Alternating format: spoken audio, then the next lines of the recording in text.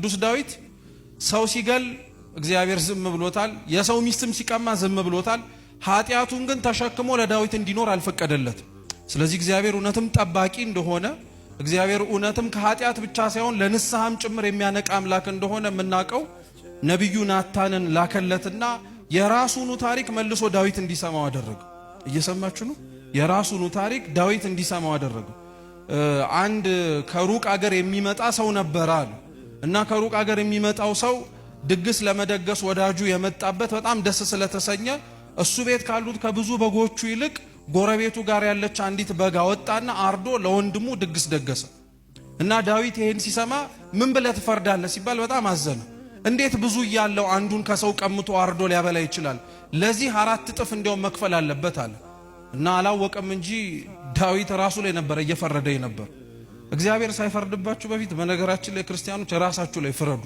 በደላችሁን፣ ኃጢያታችሁን፣ ክፋታችሁን፣ ነውራችሁን አውቃችሁ እግዚአብሔርን አጥፍቻለሁ ብትሉት ይሻላል። እሱ ፊት ቆማችሁ የመጨረሻው የፍርድ ዙፋን ላይማ እና ላይፈረድ ነው እና የዛን ጊዜ ላይ ኃጢያታችንን ላናቀው ነው እና የዛን ጊዜ ላይ እውነትም እግዚአብሔር አምላክ ጠባቂነቱን ጭምር ላናስተውለው ነው።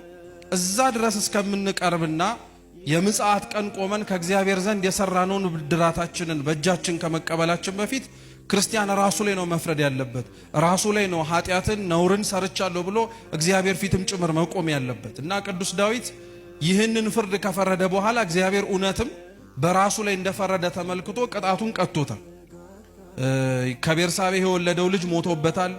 የገዛ የወለደው የራሱ ልጅ አቤሴሎም ተነስቶ አባቱ ላይ አምጾበታል።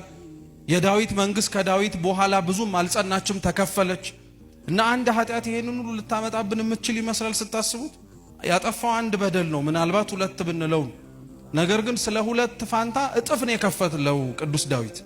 ዛሬ ትንሽ መስሎን የምናጠፋቸው ትናንሽ ጥቂት ስህተቶች በነገራችን ላይ እግዚአብሔር በቸርነቱና በምሕረቱ ሸፍኖን ካልሆነ በቀር ብድራቱን ክፈለኝ ብንል ከዛ በላይ የሚገባን ሰዎች ነው።